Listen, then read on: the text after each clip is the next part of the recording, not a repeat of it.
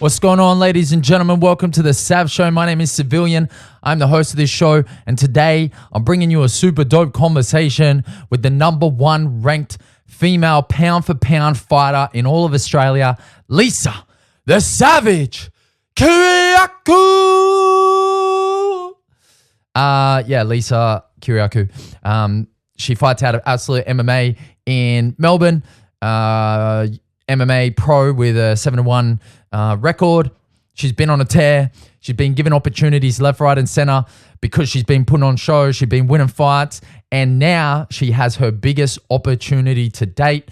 Lisa will be fighting next month for a contract to the UFC. She'll be going to China. She'll be competing against a very experienced opponent, and when she gets that win, she'll be in the UFC. And yeah, it's crazy. So I asked her, coach, you want to jump on the podcast? We'll have a chat. We'll have a chin wag. And she agreed, which is great. We talked about Biscoff a lot more than I anticipated. Talked about how she's playing mind games with the Maker's Mark Bourbon sitting in the background of her videos, which I love. The concepts and the kind of meta gameplay there. Super dope.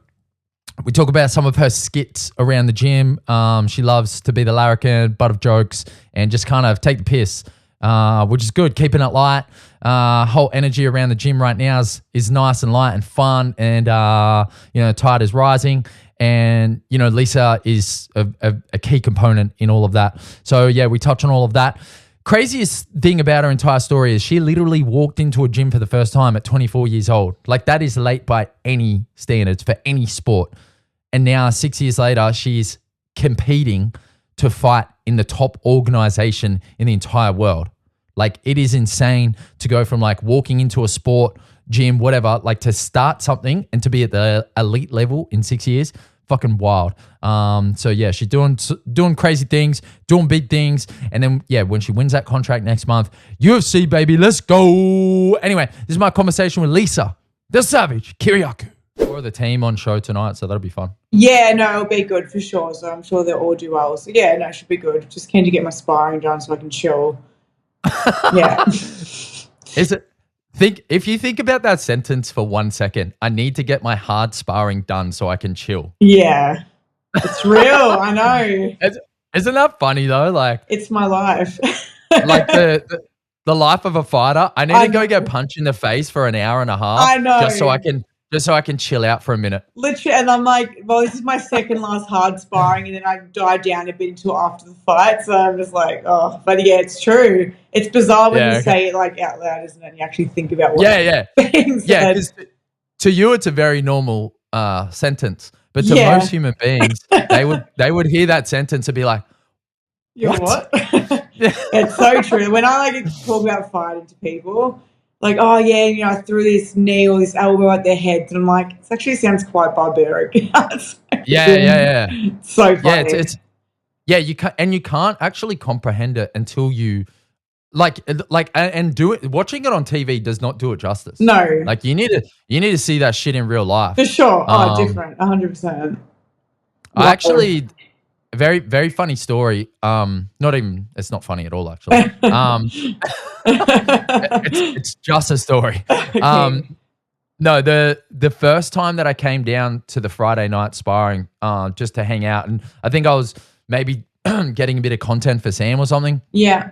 And I think I just started doing the MMA intro with you. Yeah.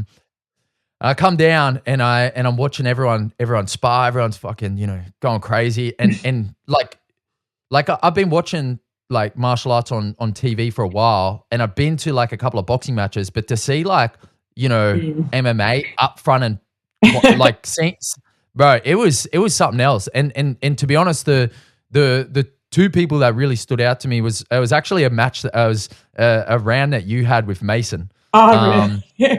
Yeah, and it was like right in front of me, and I'm standing there, and I'm watching Mason just fucking throw these bomb leg kicks, and you just fucking take it, you march forward like, and I'm watching this shit, and I'm just like, it was blowing my mind. I think I may remember that moment. Actually, I think I remember that. I think it was on the bottom mat bit, if that's correct. Yeah. That's so funny. And And it was like, yeah, you just weren't flinching, and you're just like fucking marching forward, and he's doing all these wild like karate shit, and you're just fucking like ba ba ba ba ba ba. Yeah, it was hella fun, and it was very visceral. It was like, wow, this is what it's about. This is insane. It is. It's crazy. It's such a wild sport. Honestly, it's bizarre. Yeah. So all right, let's talk about it. Let's talk about the pretty hectic news during the week. Let's I have a fairly kind of spread out audience. Very very simply, what does this opportunity mean for you in your career? Oh, everything. Like, obviously, I've been working, every day in the gym. My goal is to get into the UFC and to not just get there, but to also be the best and succeed very highly in the UFC. So the fact that I got a call up to actually fight for a UFC contract, especially, Mick Maynard's there watching, the guy that gets me in there because he's a female matchmaker. Fighting in front of him, getting that contract, means everything. Everything I've worked for, basically. So when we got this opportunity to actually fight on the road to UFC, to fight for a contract, it was life-changing. I feel like I've entered a new chapter. Does it feel real yet? No, it does now. Yes and no. I have my days where I'm like, wow, this is actually happening. Like, dude, I've only been training for 6 years. I did nothing before this sport. And the fact that I've, you know what I mean? Like, I used to go out. Like, the fact that I've gone from that to now fighting for a UFC contract, like, it's bizarre. And I have days where I'm like, this is actually happening. So, yeah, it's cool. As I was like kind of doing my research before this conversation, I saw that you kind of entered a gym for the first time at 24. Like that is actually pretty mind blowing to go from like, first time like doing any kind of like combat sport, 24 years old, fast forward like, 5.5, 6 years later, fighting for a UFC contract. Yeah. That's actually pretty wild. It is, like, and the thing is, I had not even joined a gym in my whole life. So it's not just nothing, not even just combat sport, but any sort of fitness, any sort of exercise I was not involved in. I was involved in, I used to go out quite a bit, all that stuff. So just joining a gym to kind of take me away from that to get fit and whatnot. And then now literally becoming my life. It's pretty insane, but it just shows how addictive the sport is and what it can actually do to someone's life and how good martial arts is for many, many things, not just fitness, but for also just life-changing stuff for the best. Yeah. How did you stay in shape by just cutting shapes on the dance floor before that? Was that how? Honestly, I got a bit thick back in the days. I was quite large, not large, but like definitely not like I am now. But yeah, I don't know. Just fitness was not my thing. I would go for a walk maybe. That was about it. Nothing else at all. Isn't it interesting? Like some people, like so my brother, for example, when he was 13, I remember he came home from high school one day, and we used to share a room. I would have been like in year 12, so I would have been like 18, 19. He comes home from school one day. He's in year 7. He comes, we're about to go to bed or whatever, and he gets there and he starts doing push-ups and then a bunch of sit-ups when he's 13 years old. And I look at him, I'm like, fucking loser. Literally. Anyway, fucking dork. Fast forward 10 years, and he's like super jacked, aesthetic, fucking big muscle dude. And I'm the like weak, unfit, unhealthy, And then just the irony of it and just like the thought process, like I thought fitness was dumb. I thought going to the gym was dumb. When I was like kind of in my late teens, early 20s, I didn't get it. I didn't understand it. But yeah, once you kind of get a taste for it, it's like, oh wow. Oh, for sure. What have I been doing? Yeah, for sure. It becomes addictive. But I don't think you realize until you're older, but with some people like me too, that it is very important to exercise and train and whatnot. So I guess it just comes at later stages for particular people like ourselves. Yeah. I mean, hey, as I say, better late than never. For sure, I agree. Now we go.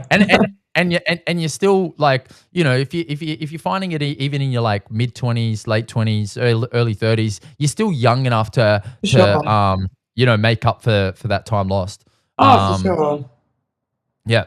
Okay, so one thing I noticed, like when I was kind of looking at a bunch of your other interviews, is there's a really nice kind of alcohol selection just over your right hand shoulder there.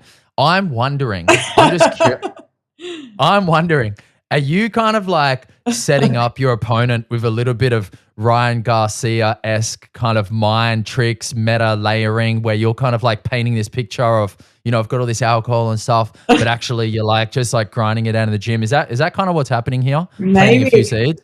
Maybe, you got to do what you got to do to try trick the opponent. So it could be one of my little mind tricks. Little Sun Tzu Art of War kind of scenario. I like it. Very smart. Got to do what you have to do. Hey, smart lady. I didn't even see that in the background, to be honest. I like it. I'll take it. Yeah. No, I saw that selection. I was like, all right, we got some bourbon there, got a little champers, got a little this, got a little that. Saving it for after the win. Yeah, 100%. Crack that shit open. Yeah. So let's talk about the irony of going from a dentist clinic to potentially breaking teeth and knocking people's teeth out. How does that? It's pretty interesting transition. It is. I don't even know. Like, I used to work in the dental industry, and as I was there for quite a bit, and then that's when I did find the gym in the city on my lunch break whilst working at the dental clinic, and then that's when I joined Absolute in the city. And then, after whatever, I went pro, had my first pro fight.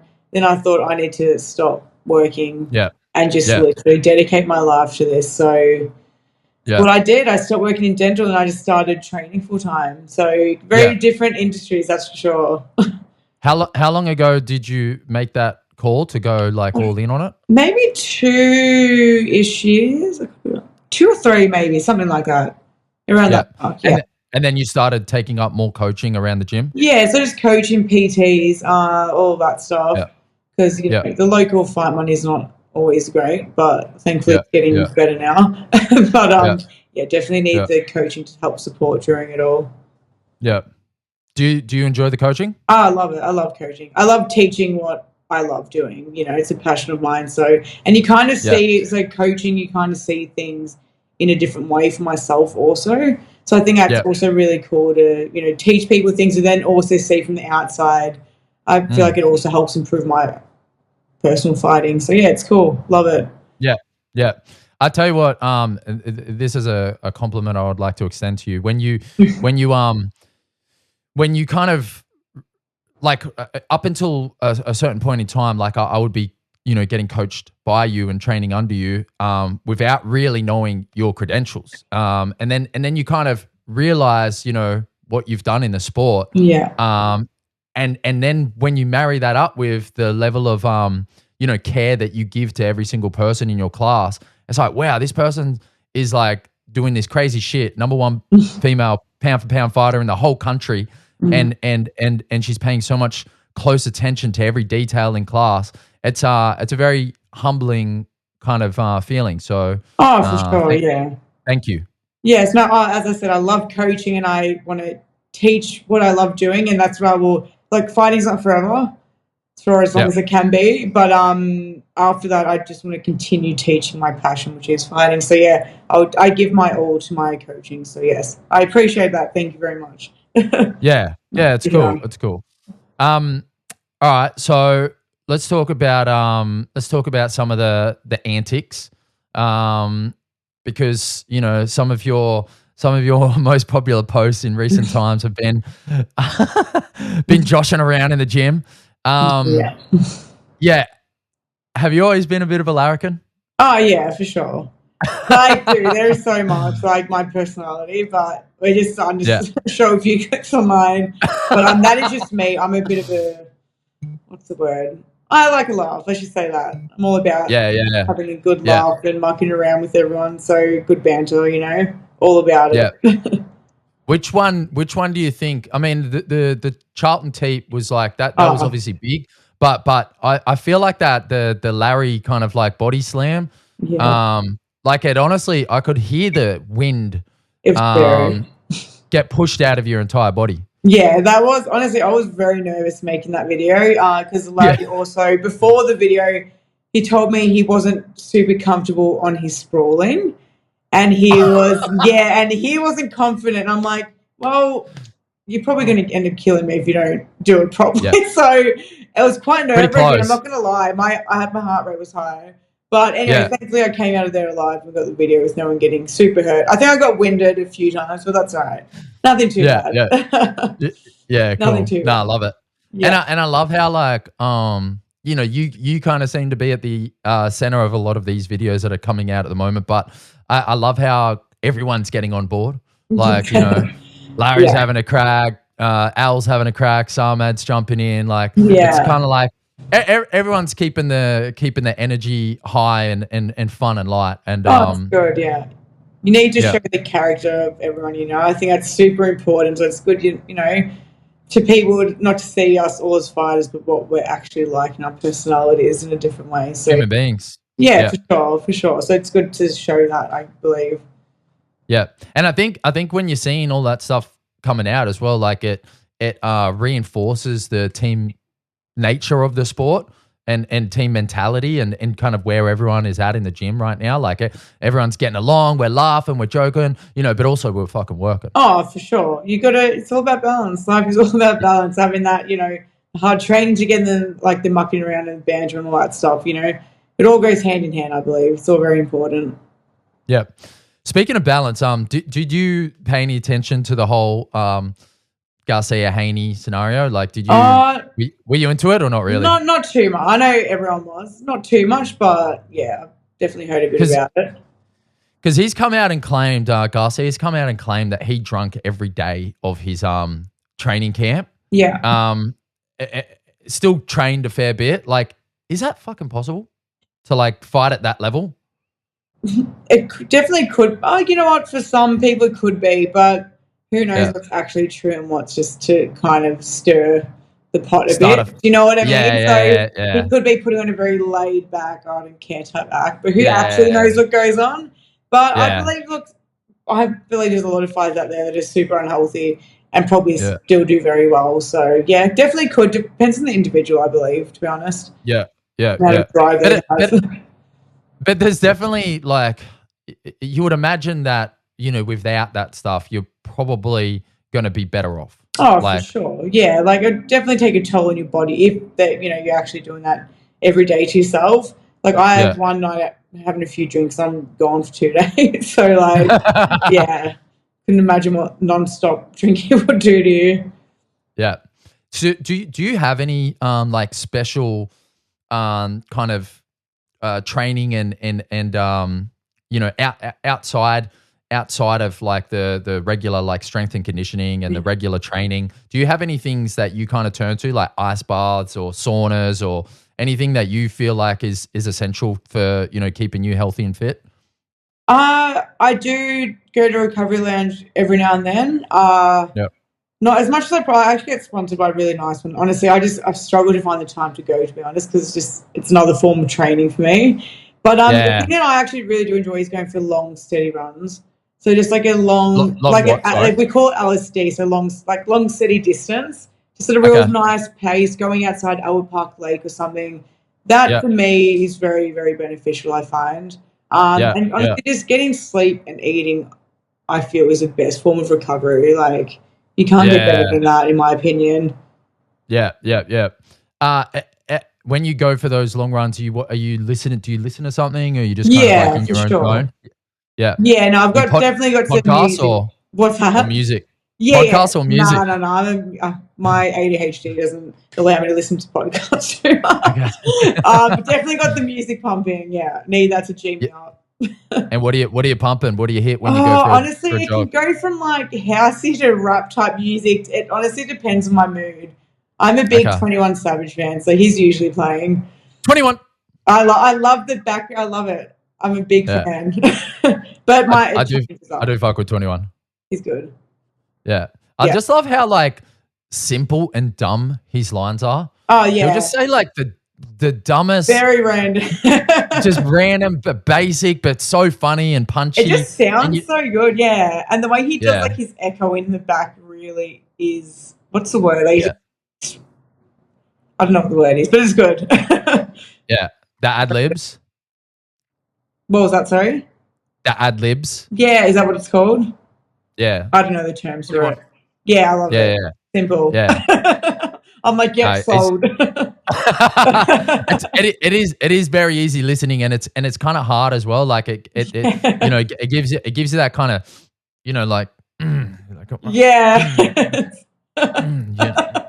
A little bit of that staunch energy. I love it. You need that staunch energy when you're prepping for a fight. So I'm all about it. Nice. Who? I mean, outside of you, probably. Who's the biggest shit talker at Absolute? Let's go Alistair. Yeah, let's say Al. Alistair? Al loves to talk a bit of crap.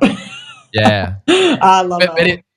But not real loud, hey, just kind of chill with it, low like key, subtle with key. it. Low key. Yeah. Okay. He'll claim he's subbed me a few times, but it's a lie. Right. Just constantly going back to those ones. Constantly, every day. Okay. He's a funny one though. Yeah. Can I? Yeah. So you have a management team, or you work with a management company. Mm-hmm. What do they do? Like, what services do they provide? How do they make it easier for you to kind of manage your career? Yeah, so Reese is my manager out of Dime Sports Group. So honestly, having him as a manager is life changing.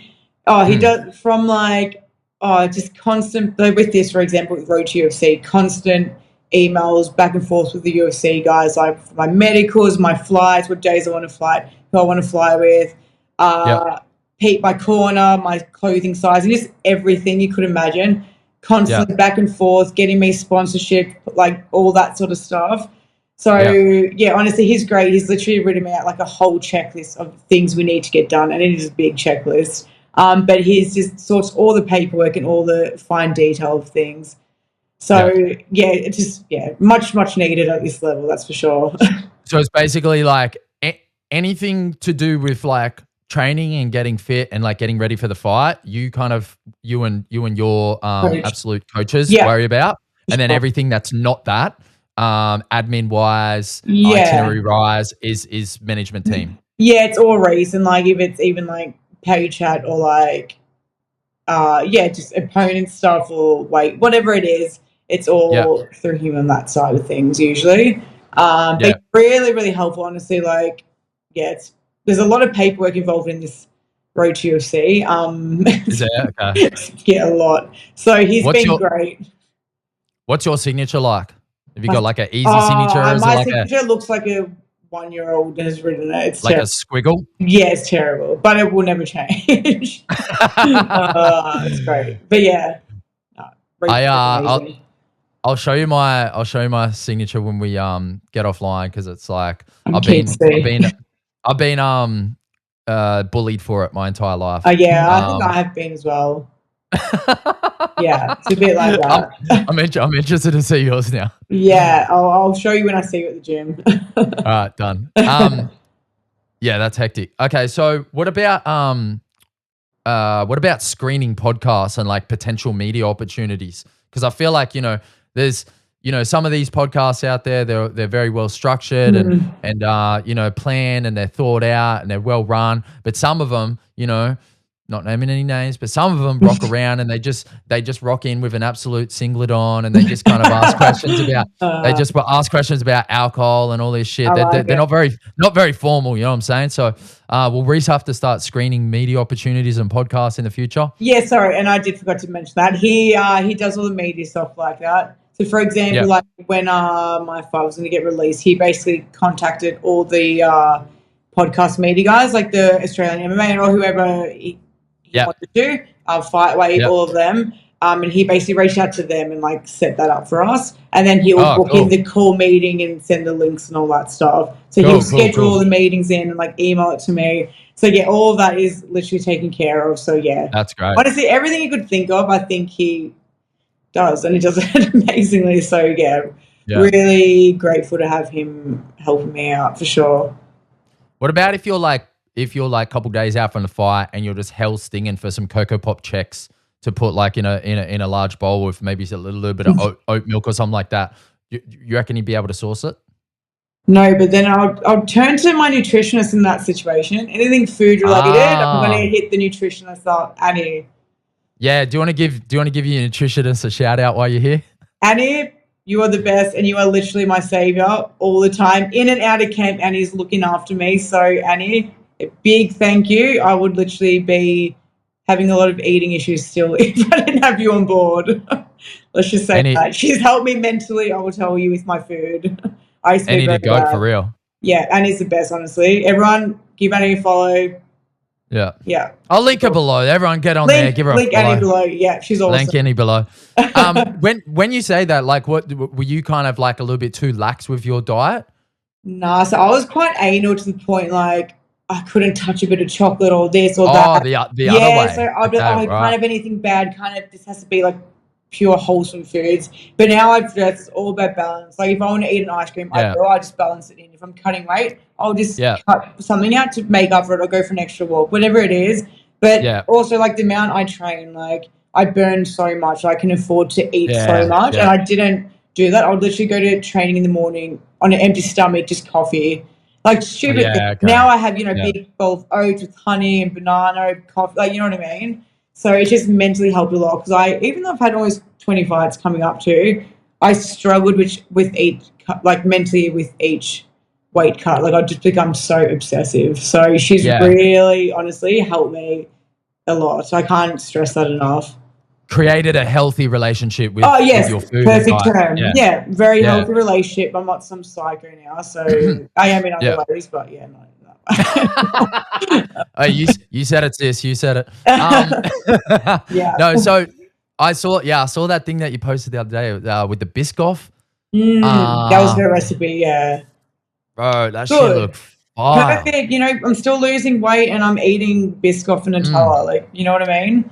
How did I not know about Biscoff earlier in life? Dude, like I've only just discovered Biscoff recently. Oh. And I'm like, I'm low key like a bit of a Biscoff fiend now. It's good. It's insanely good. I went out a few weeks back and I got these Japanese souffle pancakes with Biscoff, and they were incredible. Ooh, is it something that's always been around? Like, did you eat it when you were a kid? Not that they had the biscuits, but I don't think I ever had one. I'm not sure. Maybe I did, but it wasn't a big thing. But honestly, the spread is just so good. I'm actually going to have some before sparring on a crumpet. Fuck. I'm about to go buy some, swear to God. Yeah, go do it. I have to. Yeah. All right. No regret. Moving on from Biscoff. Let me have a quick look here. So, obviously you've talked about pretty frequently your relationship with your family and friends and how they're, a huge part of your corner and your life. In a kind of more illustrative way, can you talk about like how they play a role and what they do for you in terms of support? Yeah, just super supportive of what I do and just like constantly encouraging me and motivating me and just being supportive is, honestly the main thing. And like they love what I'm doing and what I've become in this sport. So they're just really loving towards me always and understanding of everything. So it's the main thing, just to support and love through all of this. Yeah. Was there a little bit of trepidation, like a little bit of like, she's kind of getting fucking punched and kicked in the face. Like, do we really want like our, family member going through this, or was it just straight away like, no, whatever you want to do, babe, we'll support you? I think, honestly, like, there was never an issue at all with it. Maybe when I was an amateur, they probably thought, just doing it for a bit of a hobby, whatever. But then, obviously, as I, kept getting higher, it became more than just that and became, my career. So then I started to see, this is actually for real. And, she's actually doing very well. So I think the more I won, like my dad would stress quite a bit. Like he loved it though, but he would obviously stress out. And my mum, of course. But like they also saw that I was actually quite good at fighting, I guess. And like, I was winning and not getting hurt. So I guess they're just happy that I'm not getting hurt. Yeah. Then to my next one. So how does it work with the UFC Road to UFC fight? you take that fight. When you win, do you just go straight into the UFC? Like, do you kind of, how's it work from there? Look, it's just kind of like Contenders, same thing, basically, but like you're fighting for a contract, basically, but anything can happen. Like you can win, not put a good performance on. Maybe they don't give you one, or they want you to have another fight. Who knows? But I guess it's like any, like I guess the Contenders do something similar like that. But yeah, it all depends on performance and all that stuff, what they're looking for. So, but the main thing is you are fighting for a UFC contract, but obviously they want you to perform well. You want to look good out there. All that stuff, of course, comes with it. Yeah, totally. So yeah. And I suppose the thing that can't be taken away, regardless of a result, is you're fully on the radar. You're attached to the brand, sure. And now it's like it's very much a reality. Yeah. So like, whether or not it happens this time around, it's like how close it is. And you know that the things that you're doing right now are the things that you need to do anyway. So like it puts me on the UFC platform, you know what I mean? So like my opponent, for example, she was on Contenders and she lost on Contenders and now she's got another shot. So like it gets you on the platform. So I'm at that level now. I'm on a UFC event. I'm fighting for that contract and I'm going to get it, but not that it's not going to happen, but like it still brings me up there and it shows that I'm at that level now. So totally. Very happy with this. Yeah, that must give you a lot of confidence that you're already there. You're already doing the work. You're already at that level. Yeah, it's just a matter of time now. For sure, no, it's a really nice feeling. So I'm really, really excited for that. Can't wait. Yeah, beautiful. So if you, once you get into the UFC, right? Let's look down a couple years down the track. Is there like a person in the UFC right now that you're looking at and like, fuck, I'd love to have a little scrap with her one day, or I'd love to fight her for a title one day, kind of thing. Is there anyone out there at the moment that you got your eye on? Oh, any of the flyweight division, I would happily fight. There's not there's not one name in there that I would say no to. Let's just say that.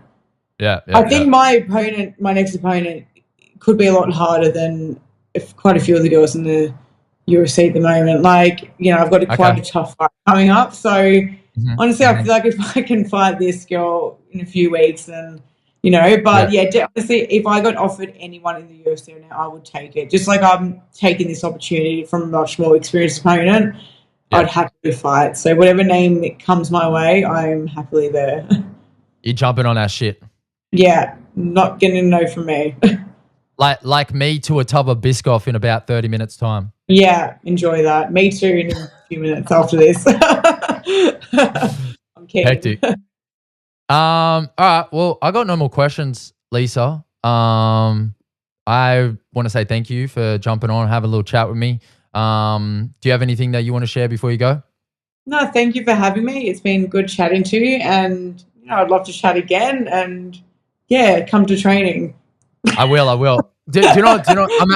I'm actually in Sydney at the moment, and I've been in Sydney for like the last I've been here for 2 months, but I will be coming back. I'm going to Japan actually next week. Oh, nice. For 3 weeks, and then once I come back from Japan, I'll be coming back down to Melbourne. So you'll see me around. I'll be talking mad shit. Acting like I'm a lot bigger than I am. Can't wait. I look forward to it. Thank you, Coach. Well, enjoy the rest of the Arvo. Have fun at sparring. Enjoy chilling. Good luck at Ascension tonight, and go get that dub next month at Road to UFC. I will. Thank you so much. Let's go. All right. Get it. See you, Lisa. Bye. Bye. All right, guys. That's my conversation with Lisa. Hope you enjoyed it. Hope you enjoyed that shit. You can find her links below. You can go follow her journey there. You can also find Annie Mac, the nutrition health expert. All of her stuff's below as well. I hope you enjoyed this conversation. Hope you enjoyed this podcast. Please follow Lisa's journey next month. UFC contract, Road to UFC, and then obviously the big show. Let's go.